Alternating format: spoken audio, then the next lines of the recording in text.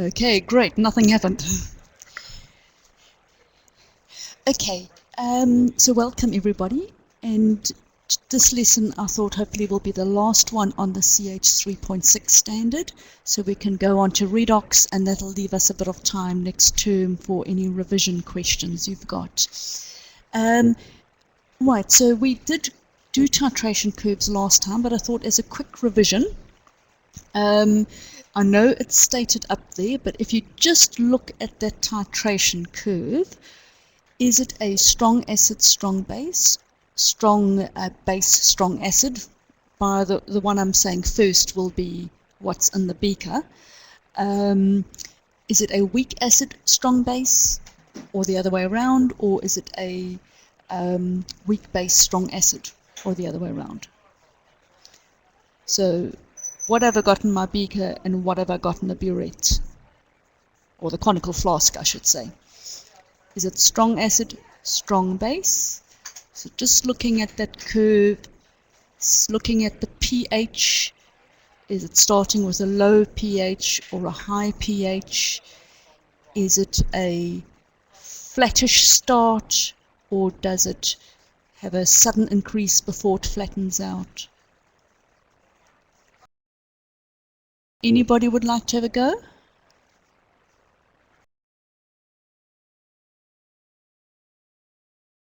Okay, strong acid, strong base, correct. Okay, as I said, the answer was there, so you must probably thinking, ugh. But we can see why it is that, because you would look, where do you start off with? You start off at a low pH. Okay, so it means we've got acid in the conical flask, and we finish up with a high pH, which means it's a base in the burette, so we've already gone past the equivalence point, so we've added more base.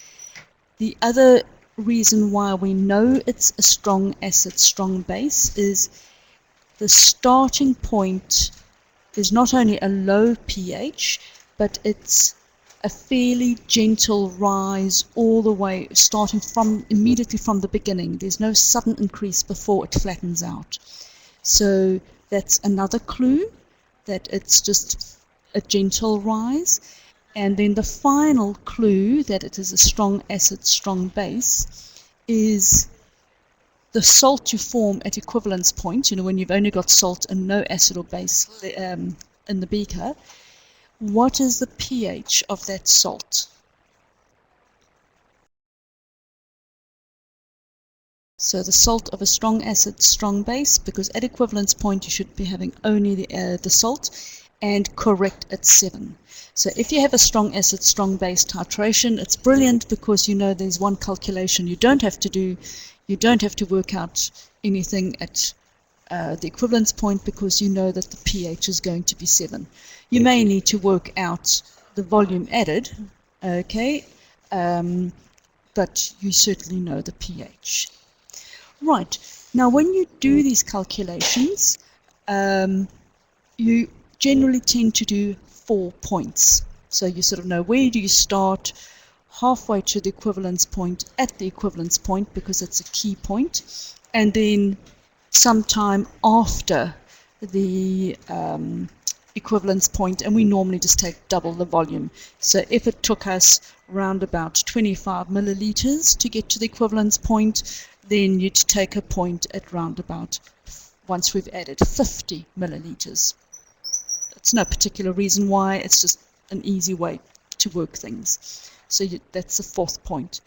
Now normally you are given a titration curve and you get asked to some questions about it, but I did notice in last year's exam paper you actually had to calculate or discuss all of those 4 points, and hopefully by the end of the lesson we would have gone through a bit of last year's exam paper. Okay, so if I start with a strong acid, how do I start calculating this initial point? So say I started with a 0.1 mole per liter HCl solution. I know the booklet always uses 0.1 moles per liter. Sorry, moles per liter. I forgot the rest of the unit. You don't have to be given a 0.1. You could have been given a 0.125. But we just use 0.1 in the booklet. So if you get given in the conical flask a 0.1 mole per liter HCl solution, how would you calculate the pH?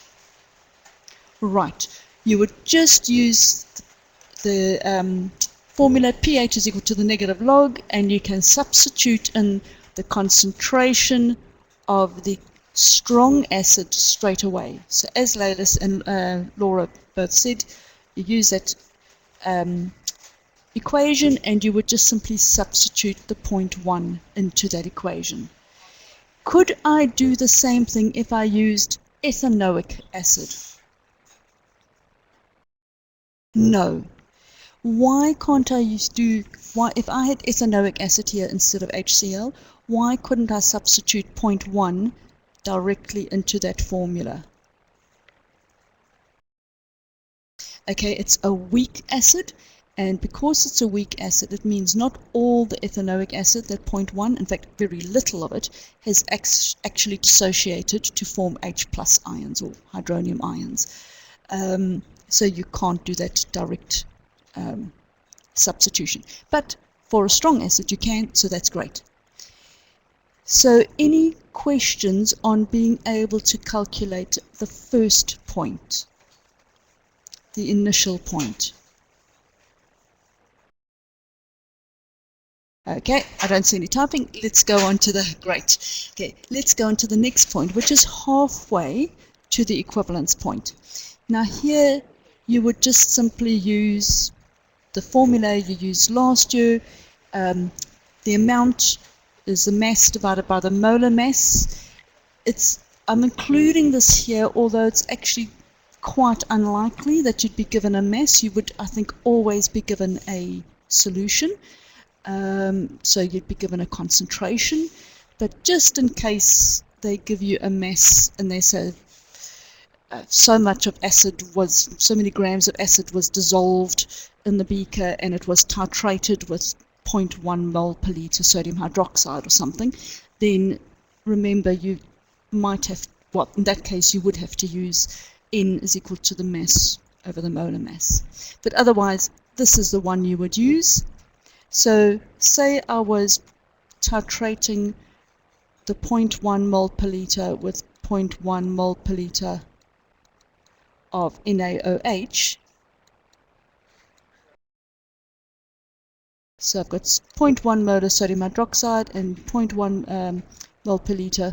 Sorry, I tend to say molar. Molar it's used in America a lot, and in other countries it just means mole per liter. So 0.1 mole per liter of sodium hydroxide. If I wanted to calculate the halfway point, a good method to use is that ICE system. If you're not sure of what is happening with the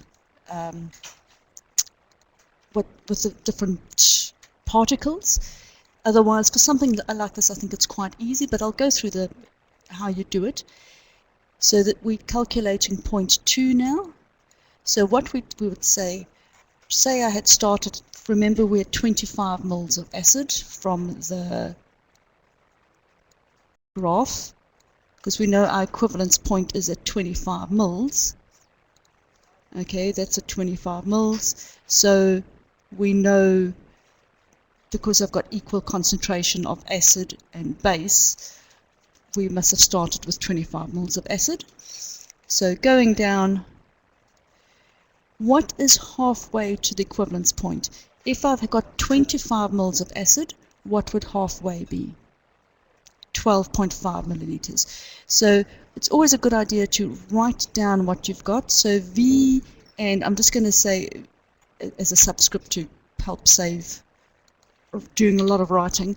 So I'm just going to say VA is equal to 25 moles. I'm keeping it as milliliters at the moment, but you've got to, of course, convert to liters. VB, which is the base that I've added, is, as Laura said, half of that, so it's 12.5 milliliters, and again I would have to convert to liters. we know what Ca is. It's 0.1 moles per liter. Please always put in your units. Using a mouse, it's a bit tiring. Cb is equal to 0.1. Okay, so what we need to work out is our amount.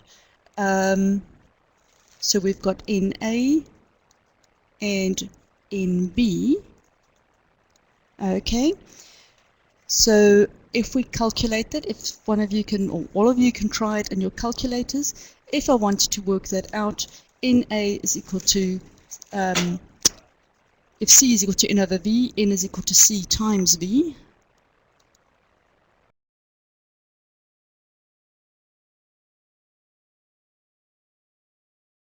Did you all get that step of, to get the amount of acid, it's the concentration of the acid times the volume of the acid? Okay, right, so what would that be?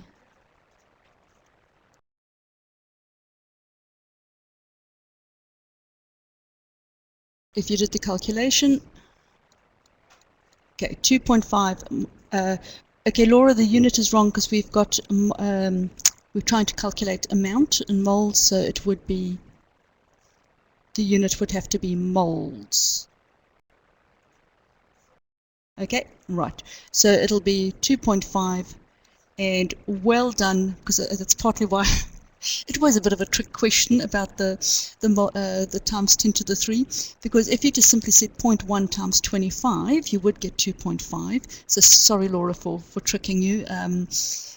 It's just, it is a common error, and I want to spell it out that when you've got milliliters, you have to convert to liters, so that your units, when you multiply moles per liter by liters, it cancels out. If you multiplied moles per liter by milliliters, you get the wrong answer.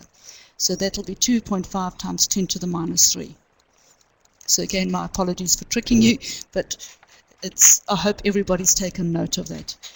So we do exactly the same for the moles of base. The amount of base, you'd say the same thing, and it would come to 1.25 times 10 to the minus 3.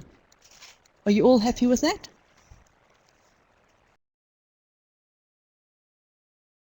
Right, so all what we've done is we've treated those two things as being separate. Now we've got to look at them together and reacting together. So I hope I've got a bit of space. Yep, I have.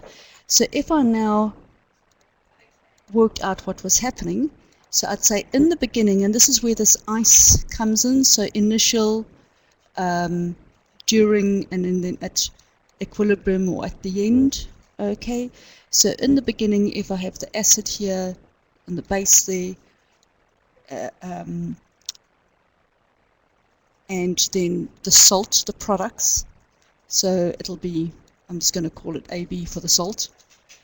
The salt is not going to be important for strong acid, strong base. So we had in the initially 2.5 times 10 to the minus 3, and we had 1.25 times 10 to the minus 3 of base. Now, during the reaction, will all of that base react with the acid? Yep. Okay. So if all of the base reacts, then I'm going to use up 1.25, because it's all reacted, times 10 to the minus 3. And all the base is going to react with all of the acid. So is all the acid going to get used up, or only half the acid? Only half. In other words, the same amount of base is going to, because all of this base reacts with that same amount of acid. So at the end, okay, I'm going to be forming, by the way, if you wanted the salt, 1.25 times 10 to the minus 3 over here. As I say, this is not important in a strong acid strong base. So at the end, I'm going to have no base left, and I'm going to have half of the acid left. So if I've got half of the acid left, that is, remember, my answer in mole. Okay? So if I want to work out the pH, I first need to know the concentration of the hydronium ions. So I need to know the concentration of the acid. So if I now change my color again, and let's make it a bit more red. So this is now the concentration of the acid, but at the end, so I'm just going to call it CH, just for the H plus ion. We don't know what that is, okay? We know what N is, so it's 1.25 times 10 to the minus 3. And remember, to work out the concentration of the acid, then I've got to divide the amount in moles by the volume. What is my volume going to be now? Is it still going to be 25 mils? Is it going to be 12.5 mils? Or is it going to be another figure? So think of, I've got 25 mils my conical flask. I've added base into my conical flask, and we're always measuring the pH inside the conical flask. Yep, we add those two figures together, the 15 plus the 20, the 12.5 plus the 25. So that V is going to be, we'd substitute in, let's just tidy it up.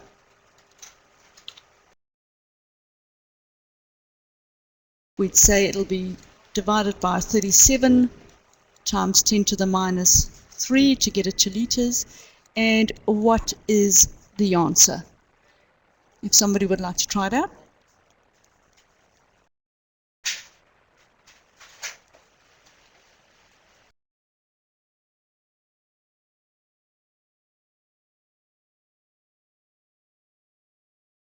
So some of you are typing.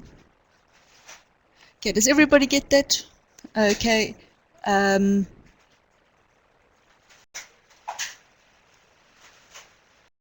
Okay, Laura, you get, okay, I'll just quickly work it out. You won't see it, unfortunately, because I've used another one. But you would say,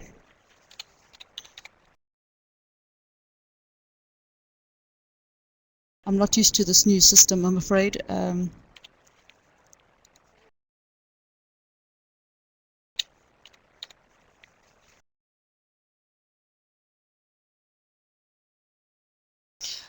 I get, okay, right, Laura, I'm glad you found your mistake, and I get the same, yep. Layla, I would actually not have rounded up, I would have kept it as 0.333, in other words, 3.33, and I actually get times, yes, 0.0333. Okay, so my answer would be 0.0333 moles per liter. So if I wanted to get the pH, then you would simply take the negative log of that. So any queries about the halfway point?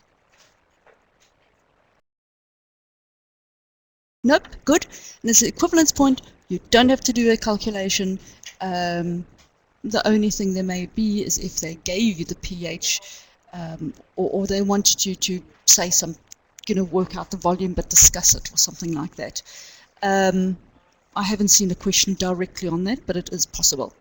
Then the final point would be double the volume, and really it's exactly the same. For point 4 would be exactly the same as point 2, except you would change this amount.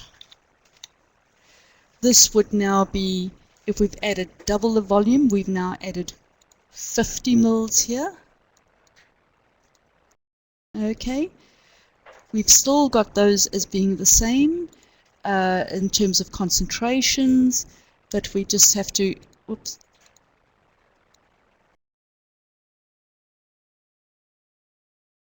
If we had 50 mils, then we're going to now have 5 times 5.0 times 10 to the minus 3. Okay, and then you would substitute these same things in here. So this, the initial would still stay the same for the acid, but this would change, and you would now have 5.0 times 10 to the minus 3. And how much in this case of the base will react? Is it going to be all the base, all 5 moles, or not?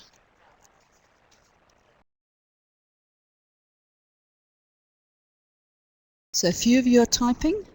I'm just going to, well, okay, half of the base, because what's going to happen is all of the acid will react. So I'm going to have here all of the acid is going to react. So I'm going to land up with nothing. Oh, sorry.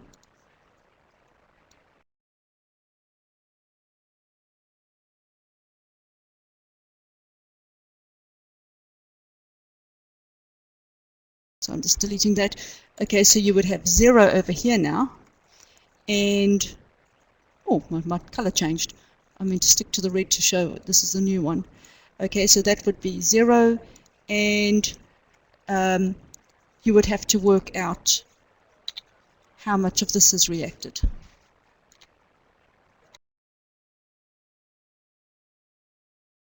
So I hope you see that 2.5 of this would react. And there's my color changed again.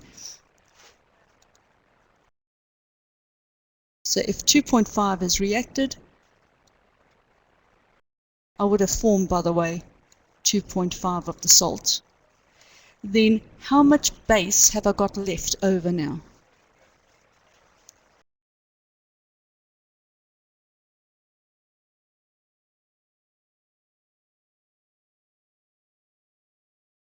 So 2.5 times 10 to the minus 3. So it's 2.5 times 10 to the minus 3 because, so I should have had a minus there because this is what's being used up. It's minus for the acid and the base because that's what's being, the reactants being used up. It's plus for the products because that's what we're adding. Okay, so it's times 10 to the minus 3.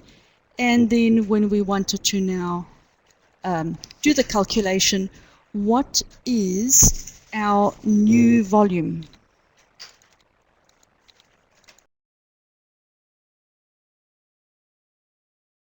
So we've added 50 mils of base and we had 25 mils of acid originally, 75 mils. So this would be 75 over here. We would have had 2.5 times 10 to the minus 3, and then we would work that out, so it's not 0.33 anymore. Now remember, this is now not our CH anymore. We're actually calculating what, CH or COH?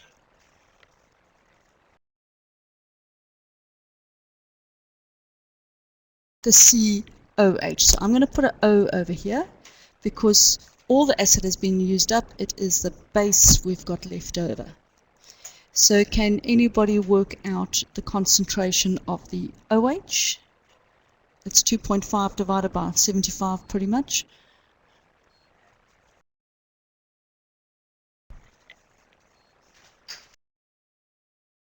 Okay, and okay, right, so you get the same thing again.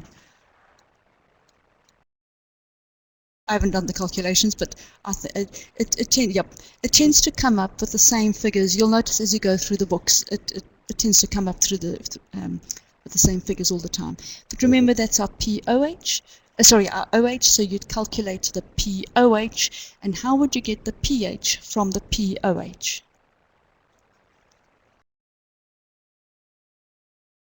14 subtract the POH. So it's a fairly straightforward calculation, and I'm afraid because it's so straightforward, I've actually never seen a strong acid, strong base question given in detail in the exams. It's often touched on as perhaps as a comparison, but not a full calculation. So let's move on quickly to the next two things we can do. This is the weak acid strong base, and the, oh, my title went over here, the strong acid weak base. So if you look at the, let's look at this one. How do I know that this is a strong acid weak base, assuming they're both 0.1? You've got to actually know the concentrations. So assuming both the acid and the base are 0.1, how do I know that this is a strong acid or weak base? Okay, the pH is close to 0 at the beginning, and if it's a 0.1, a molar solution, if the pH starts at 1, it must be a strong acid. Okay, you also know, so not just from the low pH, because you also know from the fact that it's a gentle rise, it's not a sudden increase and then it sort of flattens out. And the other thing you can see is, where is my equivalence point? Is it at pH of 7, above 7, or below 7? Below.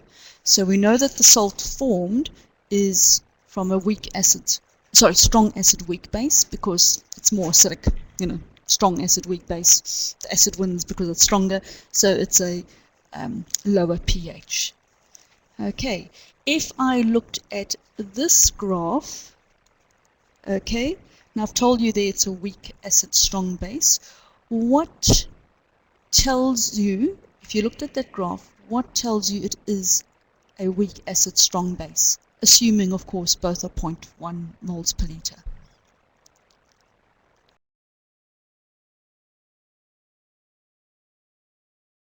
The equivalence point is above pH of 7, correct? That's a definite clue. So if you were asked to describe, you know, sketch a graph and explain your various points of why you drew it like that, and they said don't use calculations, you would have to, you know, talk about these points. So Layla, when you say the starting pH is high, I can see how you're thinking, but if you think of the examiner, they don't know what you meant by high.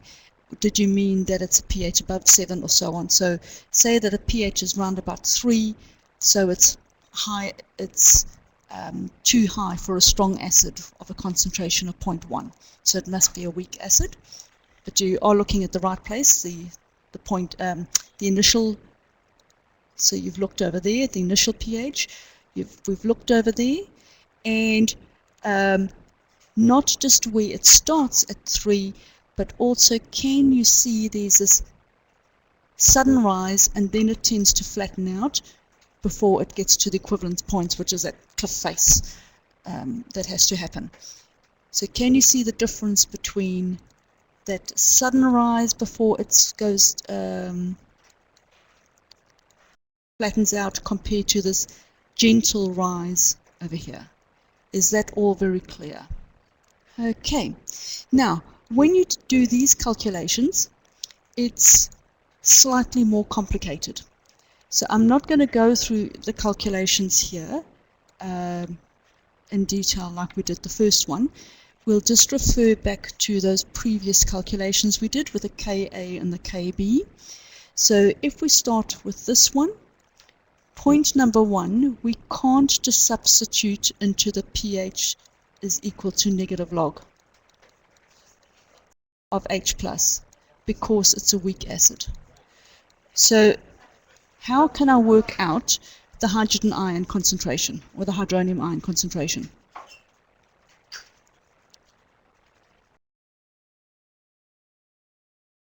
Okay, you've got to use the Ka. So you have to be given a Ka for this. So you would say Ka.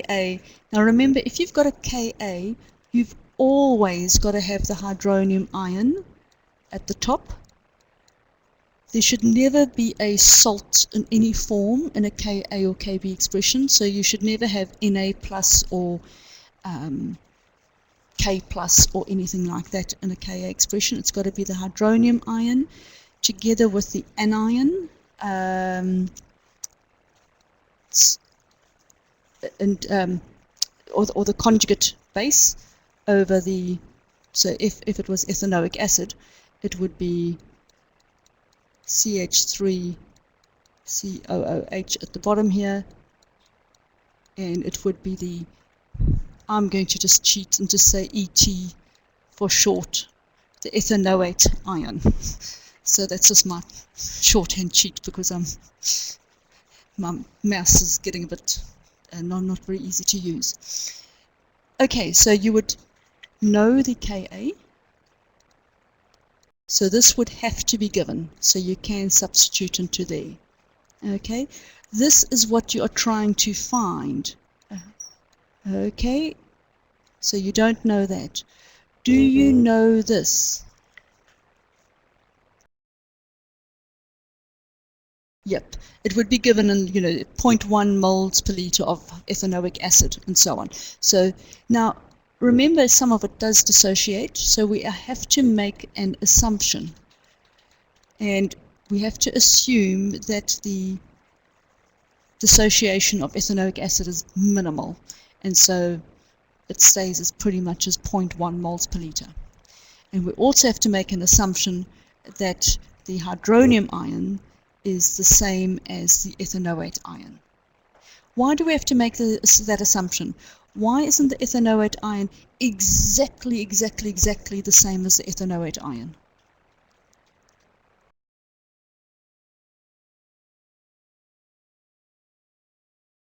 So some of you are typing.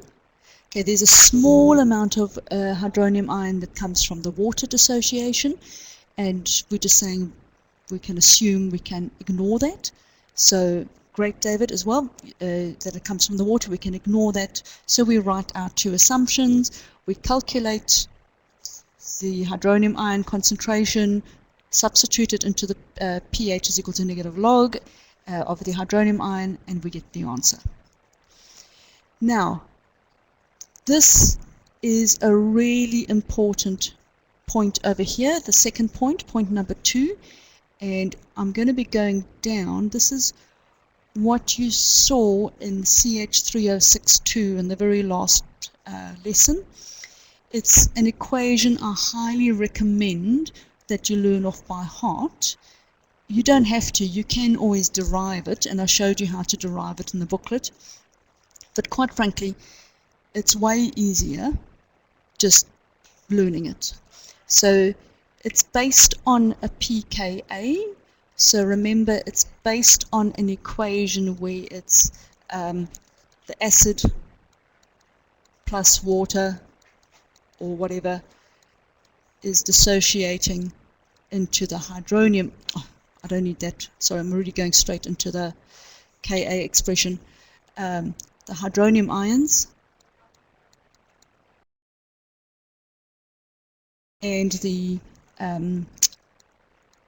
anion. Okay, so what's dissociated? So it comes from that. So you must, if you get given, say, ammonia mixed, say, with, say, some ammonium salts, you'd always have to change your expression so that you get it set as the Ka expression, or work backwards. So it's based on the Ka. You can, of course, always say POH and PKB, but it's, I think, simpler just to learn one equation and work with that. So if I used, as an example, here is a buffer solution. This came from last year's exam paper. Is this clear enough to see, or is it a bit small? This is the following two solutions from part A. You can see that, great. So you can get buffer problems in two ways. You can get it either as a separate buffer problem, as given here, okay, or you could get it when you have to do a calculation with a titration curve, and it comes here at the midpoint of a weak acid strong base, or it could also be, strictly speaking, it's over here where it's halfway along. So if it takes 25 mils to get to equivalence point, it's another 12.5 onwards. Okay. Remember what a buffer is? A buffer is a weak base and its conjugate acid, or a weak acid and its conjugate base. So strictly speaking, this is not a buffer region, because what have I got mainly in my solution when I've got, if you think of my conical flask, I've got my strong acid in it, and I'm adding ammonia. So you've got to ask yourself, do you have the weak base as well as its conjugate acid in here? So at this point, the halfway point, I have HCl in my solution. Well, when I say HCl, I mean hydronium ions and chloride ions. Okay. Do I have any unreacted ammonia in my solution?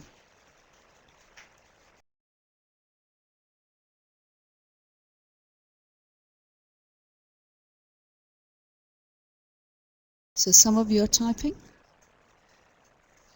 No, you don't. Correct, Layla. Because I'm adding my ammonia, and as my ammonia reacts with my HCl, it forms the ammonium ion. Yes, there is always a little bit of hydrolysis going on, but it's so small we can ignore it. It's that same sort of assumption we made earlier when we did the initial pH. So basically, when we're at that halfway point to equivalence point, all we've got in our beaker is the hydronium ions, ammonium ions, and chloride ions, which don't react. And then we've got all those very minor species, but they don't count towards our pH. So is that a buffer solution? If I've only got hydronium ions and ammonium ions and chloride ions? No, because remember, I need a weak base with its conjugate acid. So at this point over here, what species have I got in solution?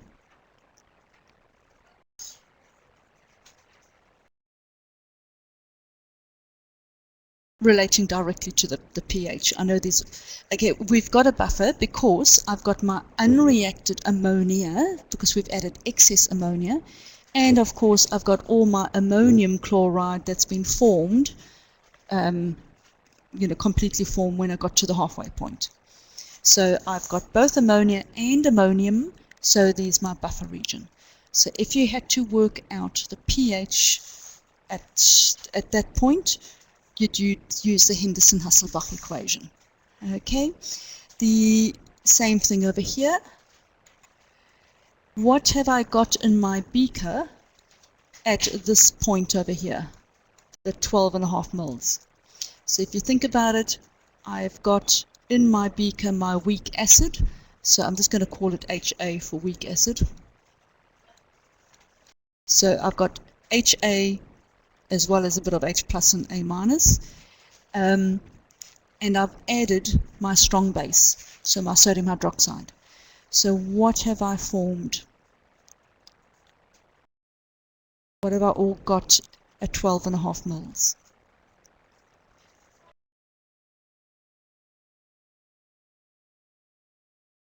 Okay, you've also got the sodium ions, okay, but because they don't affect the reaction in any way in terms of pH, I'm only concentrating on the pH, the species that affect the pH.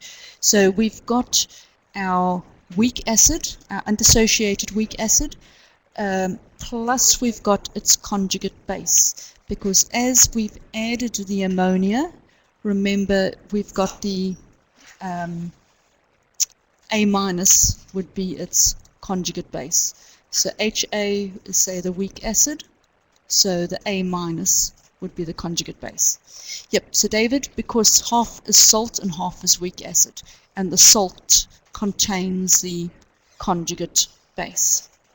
So if it was NaA, for instance. So sodium A. Or if you want it in terms of an example, if we had ethanoic acid, we'd have ethanoic acid as well as sodium ethanoate. And as I say, the sodium isn't important, so it's ethanoic acid plus ethanoate. A weak acid with its conjugate base. Okay, so let's do, because I know time goes so quickly, and I actually did want to also briefly mention indicators. Let's go through this buffer, because buffers I think a lot of students see as hard, but it's actually not hard at all if you know this equation. Right, so if we go through this problem, we've got two solutions, okay, are mixed to form a buffer solution. Now you must probably be wondering, I got this directly off, so I'm going to just quickly get to the exam paper, and I'll tell you what the two solutions are.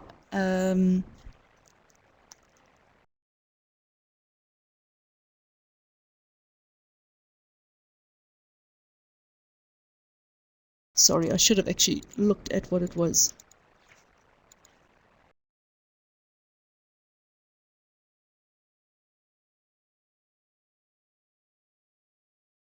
Okay, so we were given, and it actually tells all the concentrations are given there, so that's okay. You're given 30 mils of 1 mole per liter of aminomethane, and you are also given 20 mils of 1 mole per liter solution of the salt of that. Now the moment you see, I hope you've all recognized aminomethane. What is that? Strong acid, strong base, weak acid, weak base. Which one?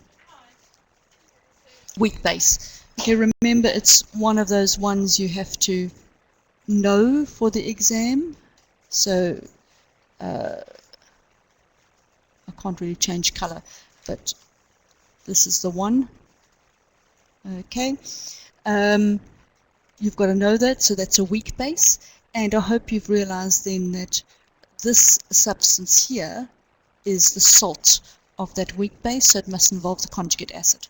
So the moment you see something like this, weak something with its salts, then you must think buffer. Okay, and they actually even tell you that. Calculate the pH of the buffer solution, and they give you the pKa. Now remember, the pKa has to have the hydronium ion in the equation if you're going to be using the Ka value. So, how would you start this equation? How would you start this calculation?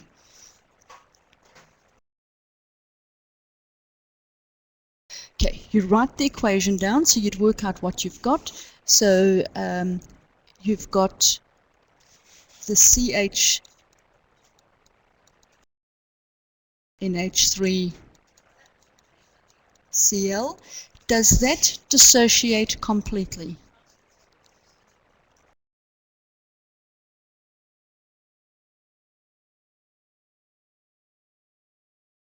So I just had something pop up. Yes, it does. Okay, it will completely dissolve. So I've got CH3NH3 plus, and that is my conjugate acid, and then of course the chloride. So if it dissociates completely, then the amount in moles I've got over there will be the same as my amount of moles of my conjugate acid. Okay, so can I work out my amount in moles of my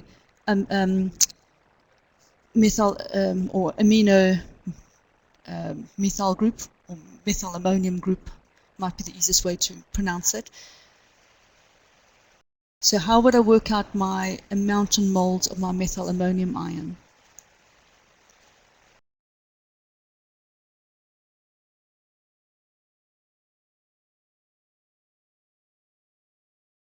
Okay, so Layla is typing, but okay, you just simply use the C is equal to N over V.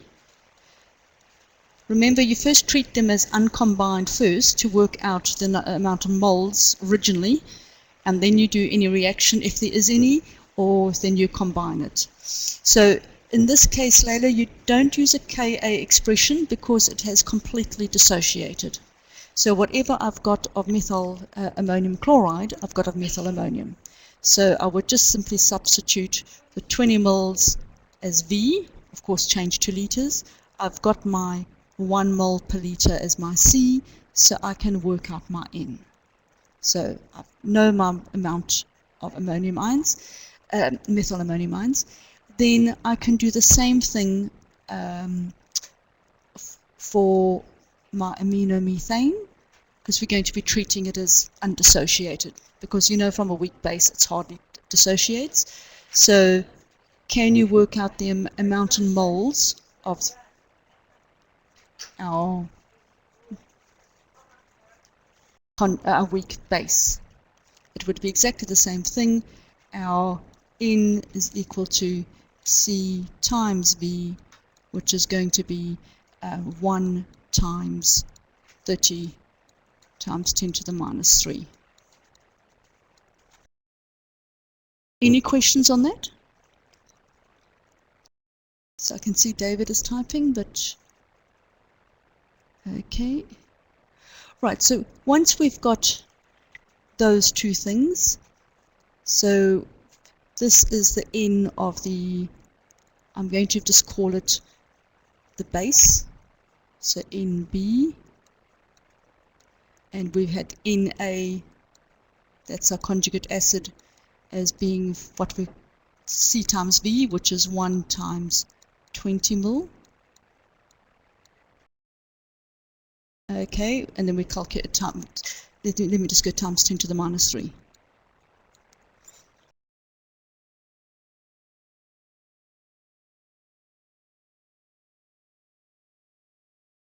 So we've got our amount, but is this equation amount or concentration? So what am I supposed to have here? I've got to have the concentration. So can I just say, oh, concentration's easy, I've been told it's 1 mol per litre, I can just substitute 1 mol per litre in. Can I do that? No, because what we've got to do is remember, think of them as two separate things that are mixing. So the two, when you think of them as two separate beakers, you can work out the exact amount in moles in each one, and then to work out the concentration when you've mixed them, now you've got to say C is equal to N over V. Now we've just calculated N, there it is, okay, and V is going to be what?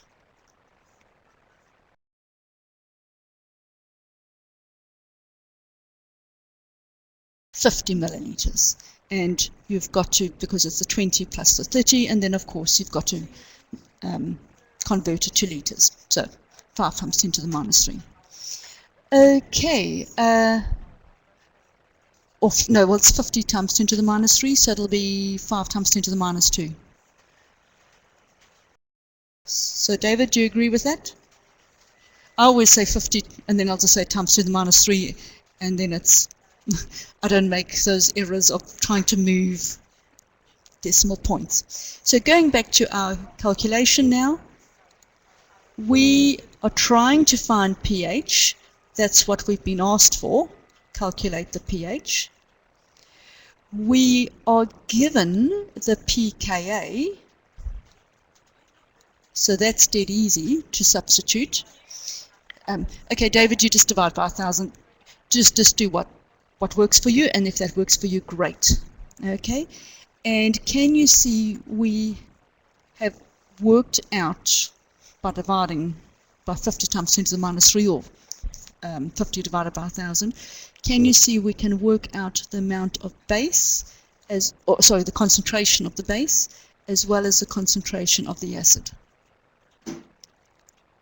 So do you think you could complete this calculation? Yeah. Okay.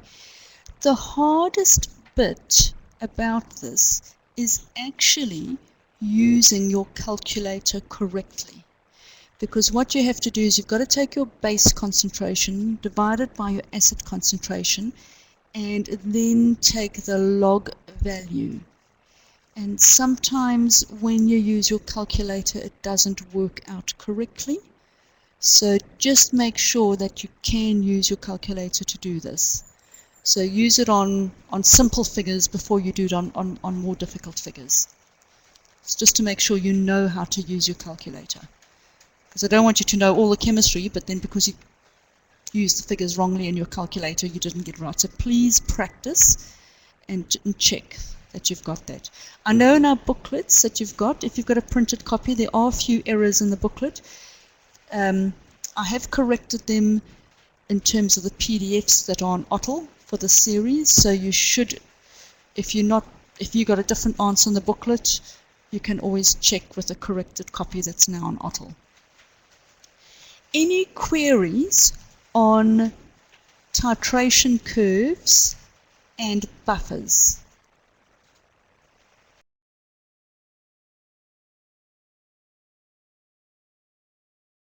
So, okay, I'm going to just go out of here and onto my, I'll share my screen. Because there are two things I want to talk about still in the last few minutes. Okay, one is here, come on, there. Okay, this is last year's exam paper. I'll just make it a bit bigger. So if you have a look, there's your, you got to check to see if you've understood what is a weak acid, a weak base, and I hope you recognize the first one, CH3NH3Cl. I hope you recognize that as being a salt of a weak base, and then the next one's a weak base, and HCl I hope you recognize as a strong acid, so salt. So this would you expect this to have a high or a low pH? Or a pH of 7?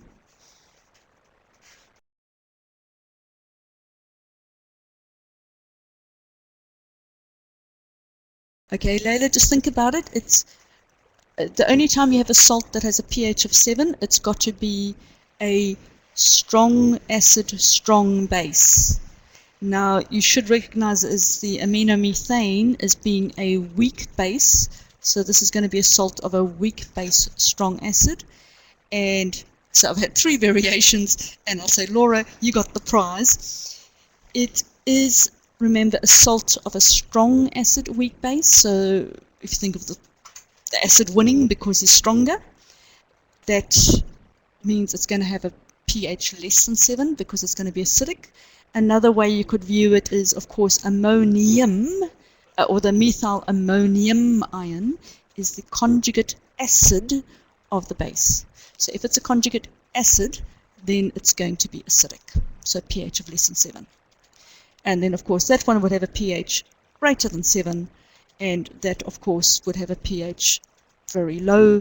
You're told that it's 1 mole in 1 liter. So what is that concentration?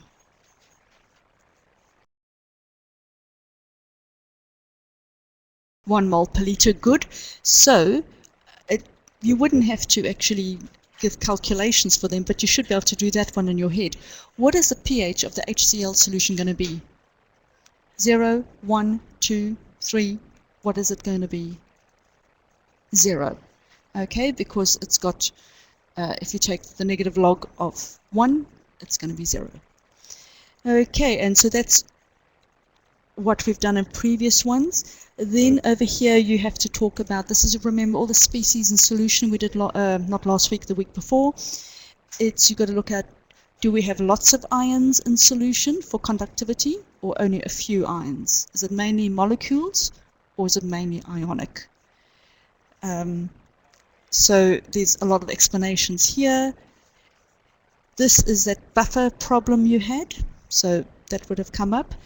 And then this is where you use your Le Chatelier and you talk about you write your equations down. So explain the effect of solution formed in one when a small amount of acid is added. So that's the buffer effect. When I add acid to a buffer, you've got to write out the equations that the weak base is going to react with the added hydronium ions to form the conjugate acid. And it works best, of course, when the conjugate acid equals the concentration of the conjugate base, of the weak base. Okay, now there's a solubility one, so I'm not going to focus on that at all, but you're definitely going to get lots of solubility ones. Now here is an example of what they got last year for a titration calculation. So here you were given, and do you notice they did not give it to you as 0.1 exactly. Here they did, but not for this one. So you won't always get 0.1, 0.1, you're exactly the same, or 0.1, 0.2, you can get other ones. And can you see there is, I hope you realized, that's your initial calculation point, so the pH of your solution. So do I simply substitute 0.0896 into my pH is equal to negative log? So can I say pH is equal to negative log 0.896? So no, I saw David do no there because it is a weak acid, and we know it's a weak acid because A, you should recognize it. It's one of the ones you have to know. And B, if they give you a Ka or a pKa, you know that it's a weak substance, either weak acid or weak base. So if your pKa is above 7, you know it's a weak base. If the pKa is below 7, you know it's a weak acid. Okay, so you would do your Ka and you'd work it all out. Now can you see, here's the next one, halfway to the equivalence point, the pH is equal to the pKa. Now the derivation is in the booklet. I suggest you just simply learn that. But it's basically, you could work it out from the Henderson-Hasselbalch equation, is when your amount of acid equals the conjugate base, then a log of, because log of 1 is 0, and I haven't, unfortunately can't write on here because this is just on a website, but if I just had pH is equal to pK plus 0, can you see you're going to have pH is equal to pKa. And then of course they ask you what is happening, and you don't have to do calculation. So don't think that you only have to do calculations. There will certainly be some, but not all. Right, we've got 2 minutes left, and I just briefly want to say something that it'll actually come up in here as well, I'm pretty much sure. Oh, and they don't actually. So, okay, here they don't. But there's normally every year a question on indicators. So if I go to the booklet on lesson 2, sorry, I'm flipping through and I hope I'm not hurting your eyes when I flip through like this. There is a section right over here where you've worked out what indicator to use. So this is your CH3063 booklet, page 19. I'll make it slightly bigger. Okay. Can you see you want a color change that's happening on the on the cliff face? If the color change happens on this gentle curve, you can be adding and adding and adding and adding your substance from the burette, and you will barely see a color change. So if it's sort of down here, it's not going to be very clear. You want the color change to be as close to the equivalence point as possible. So this is a good choice if I used bromothymol blue. Methyl orange barely changes on the cliff face. It would not be a good choice. The color changes is from sort of a yellow to a orangey red, and you'll find you'll be sitting in orange for a long time before anything happens. With this one, we've got a strong acid weak base, and can you see it's not such a good system. It'll still do it, but not very well. I wouldn't really trust my results over there. But if I had a weak acid, a strong base, can you see it's gone higher over here? Can you see this is much more in the cliff face? That's sort of down here. It's definitely color changed on the cliff face, whereas over there it's sort of getting on the gentle curve.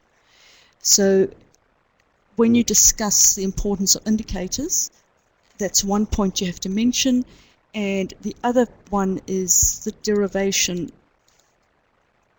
which is here on page, I think this is page 17. So what we're basically saying is your eye can only see a color if that substance is 10 times the amount of the other color. So if I've got two colors, say it's colorless here and it's pink in there, I can only see the pink if the iron minus is 10 times the amount of the colorless. That's sort of just done on sort of worked out on experimentation. So if you want to have to see a distinct color, okay, then you've got to have sort of equal. If you have equal amounts of it, then you're at the halfway point. Okay, that's what we've already done. Sorry, I've got a little bit lost here. Oh,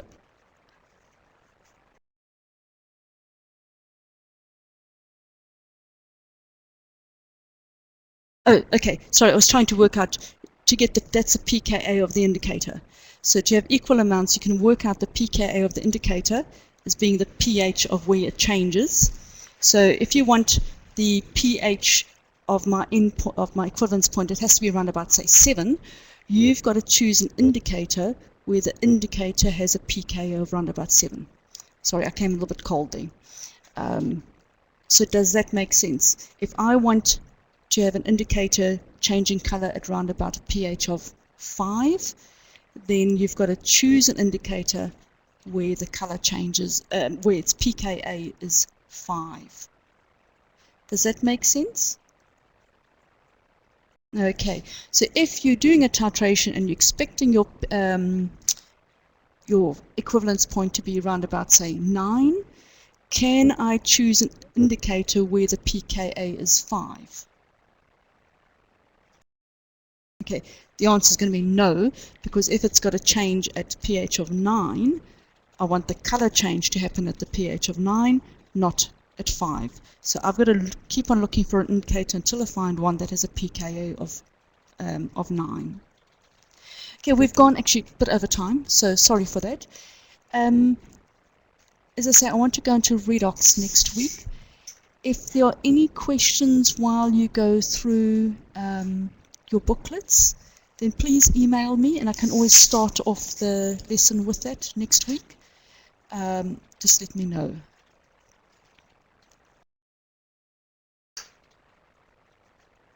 Right, okay, so have a good day and enjoy the rest of the week.